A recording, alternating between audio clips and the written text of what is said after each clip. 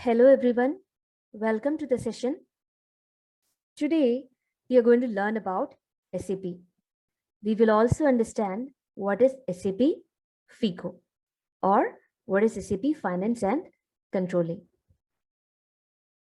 Let us understand why SAP FICO is the best skill set which is required by commerce students these days. As we all know, commerce students are well familiar with concepts like general ledger accounting, accounts receivable, accounts payable, asset accounting, bank accounting, consolidation, budgeting, planning, and taxation. So SAP FICO is also combined with financial accounting and controlling. It is the best choice for students who have accounting background, and this is because FICO works on a software for managing account and financial storage of an enterprise. I know this is the most important information which you are actually looking for, which is how much you can earn as an SAP consultant. Also, you must be curious to know whether there are openings for this particular skill set during this pandemic time. Also, you might be interested in knowing if you're not an engineering student, how you'll be able to get into the IT sector. All these things are possible if you have the right skill set of SAP FICO and you are a commerce student. As a fresher, you will definitely be able to earn starting from 40,000 to 50,000, depending on your performance in your interview, obviously. But however, as you grow in your ladder, as you grow in your career ladder, you will easily be able to earn up to 2 lakhs to 3 lakhs per month in India. But if you work abroad, your chances of getting salary is much, much higher. Well, I'd like to share my story as an SAP consultant. I'm basically from a small town in South India. When I graduated, I had no idea about SAP. So I completed my MBA in finance, which now I think has never helped me in my career actually. However, I worked as an accountant and tax consultant in the initial part of my career. I came to know about SAP, or I got exposure to SAP only in the year of 2011. Since then, I never looked back. So now I work as a manager in one of the big four after working for a couple of other big fours. So this is my short story.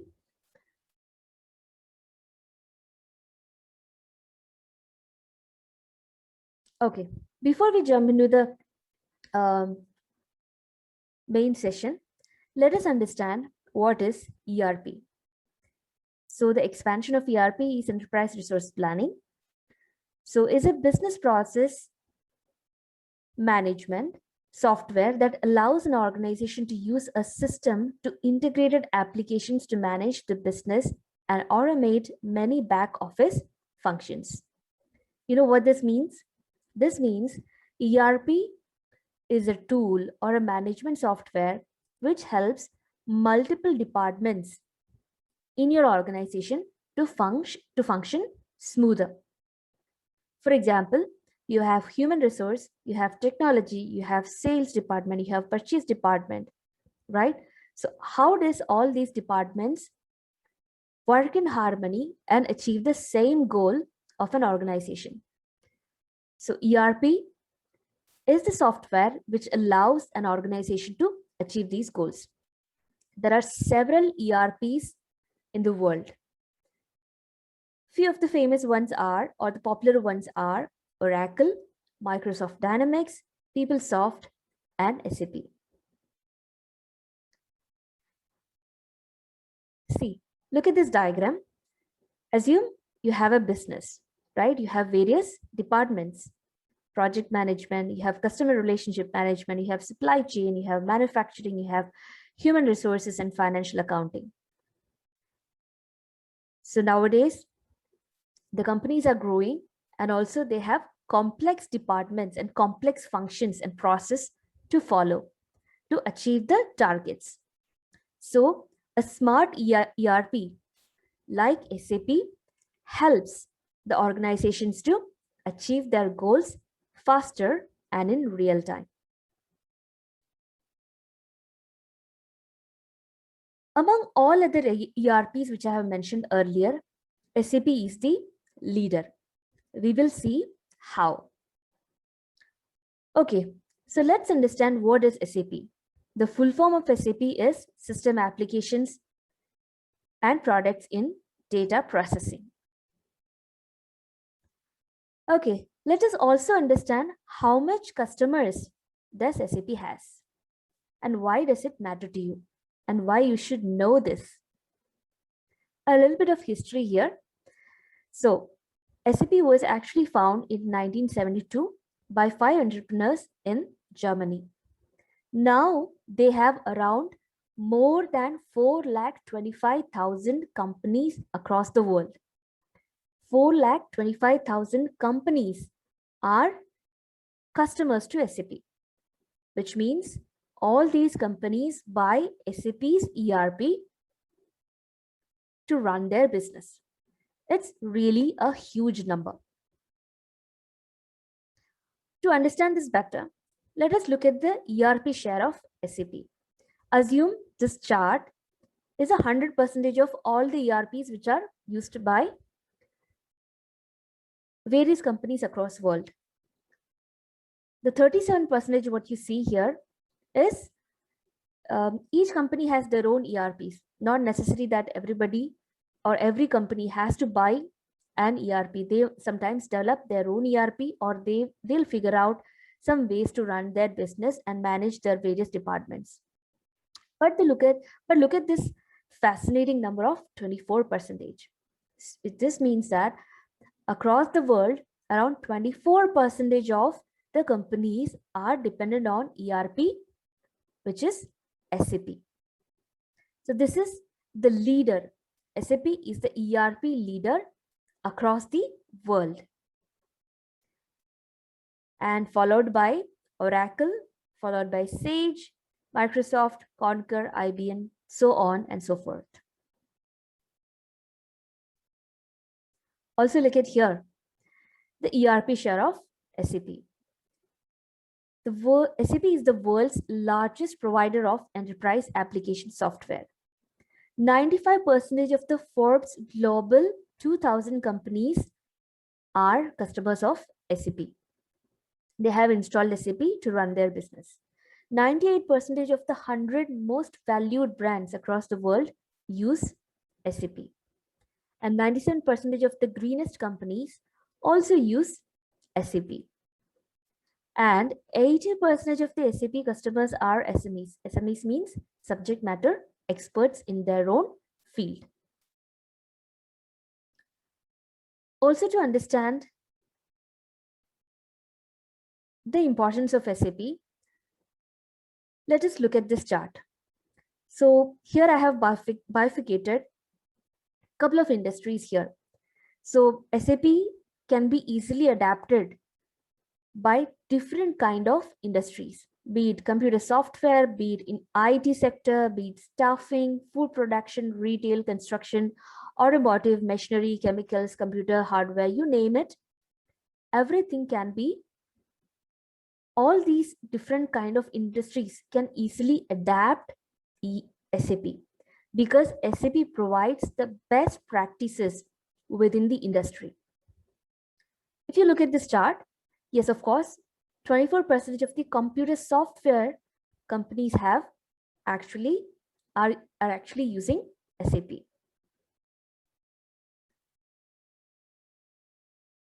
And that is why a commerce student should choose SAP FICO. So when I say commerce student, you can be a BCom graduate, you can be an MCom graduate, or you could be pursuing BCom, you could be a chartered accountant, you can be an MBA, or any graduate who has interest in the subject of finance can choose this course and get certified as well. So a little bit more information about SAP. The current CEO of SAP is Christian Klein, and SAP is headquartered in Waldorf, Germany. Okay, this is an interesting point or interesting part to understand the evolution of SAP. This all started back in late 1970s, and by the time of 1980s to 1990, SAP released this SAP R2 package mainframe software. It was that era where SAP just started picking up their market share.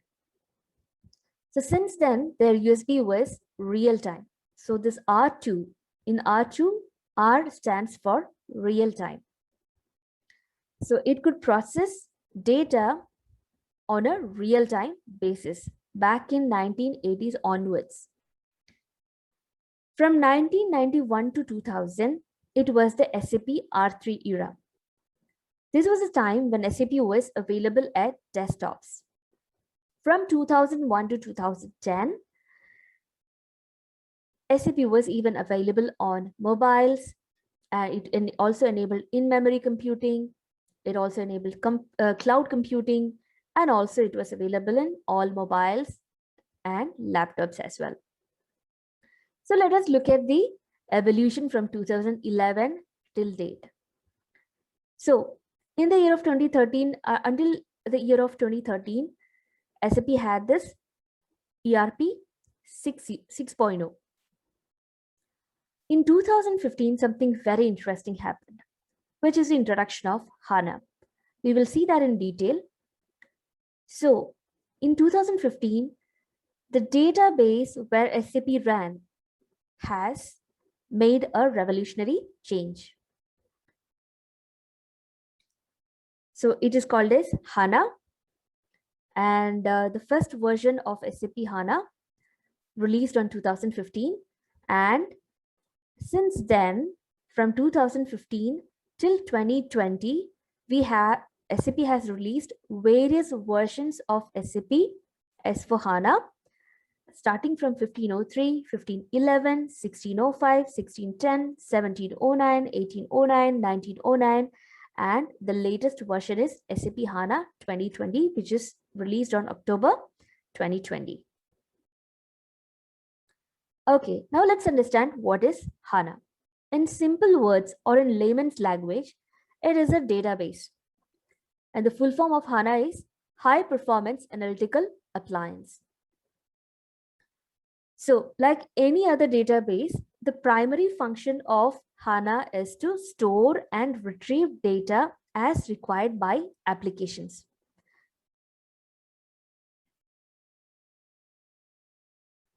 Let us understand the features of HANA and how HANA, the database, is a game changer. It is a game changer because it has changed the way how the data was stored and retrieved in the past. So with the introduction of SAP HANA, it enabled customers to have parallel processing, enable customers to do massive parallel processing, which means that it could actually, suppose a transaction is getting posted in one particular module, it was available in the respective modules within SAP. At the same time, it also enabled row and column database method. Assume the data were stored in a horizontal fashion. Suppose if you have to search X from that horizontal formatted data, the search function used to search X throughout the screen in a horizontal fashion. But with the introduction of row plus column database, it could search X in a fractions of seconds. So it would just search in both columnar as well as horizontal directions. So retrieving data has become much faster. Also, It introduced an amazing calculation engine. It is a highly optimized calculation engines. And also the most important thing is the in-memory storage. So the data is stored in the RAM. So, and this allowed sophisticated calculations in real time. So there is no waiting period as such. Okay, now you must be interested in knowing what is S4HANA. So in simple language, S4HANA is a business suite, and S4HANA is based on SAP HANA database. And this is completely a financial business suite. So it allows companies to perform transactions and analyze business data in real time. So S4, the digit 4 stands for fourth version of SAP Business Suite, but it is designed to run only on SAP HANA, which is the best and the smartest database till date. Another important thing is the feature called Fiori in SAP. So Fiori is a design language. Otherwise, in simple words, it enables the customer to have multiple apps to run their business processes in a much simpler fashion on the go. So Fiori runs on mobiles, tablets, desktops, laptops, any kind of computer device of the customer's choice. And it makes it very easy and visually very attractive tiles, just like how comfortable we are using our mobile phones. It's as simple as that. Okay. We'll also understand what is the syllabus and how we can do the certification and how to perform in the interviews and how the placements will be done. Of course, the syllabus has a variety of range of topics starting from finance and controlling. In finance, we'll be covering concepts like how to set up a company code, business area, general ledger, accounts payable, accounts receivable, banking, so on and so forth. In controlling, we'll be learning what's a profit center, what's a cost center, what is internal order, and how to create planning, budgeting, reports, etc., and so on and so forth. So that is what you will have to learn in the syllabus. And this is very similar to what you learned in your BCom or MCom or even as a CA. When it comes to certification, we will also help you with the certification. So getting the right certification is very important to prove yourself in the market, saying you have the credibility to get this particular job. Also, in this course, we will cover how to attend the interviews if you are a SAP FICO, if you have the SAP FICO skill set. In addition to this, we will also help you with the placements. Okay, now I can confidently say that is why SAP is the most attractive ERP every company want to have, isn't it? Because it has Fiori, it has HANA, it is supported by HANA, it's real time, it can process millions and millions of transactions in fraction of second, it can integrate with different departments within your business, across the nations, across the globe. It makes your business run really smooth. And this means, and this is why it matters to you, as we discussed earlier, and this is the reason it matters to you that SAP has so many customers. As SAP has so many customers, as in so many companies want to migrate their ERP to SAP, as SAP, there is a lot of job opportunities. every company want to install SAP and run their business. To installing SAP is not, it's a project. It runs in various phases of project. They need several people to run all these projects. First of all, to understand the business and gathering the business requirements. Next of all, doing the solution assessment, then doing the configurations, then doing the testing, followed by go live, and then the post go live support. It's not done by one person. They need group of people to do all these functions on a daily basis. And that's the reason in the upcoming days, you will find unlimited opportunities for this particular skill set. So that's all from my end. See you in the session. Thank you.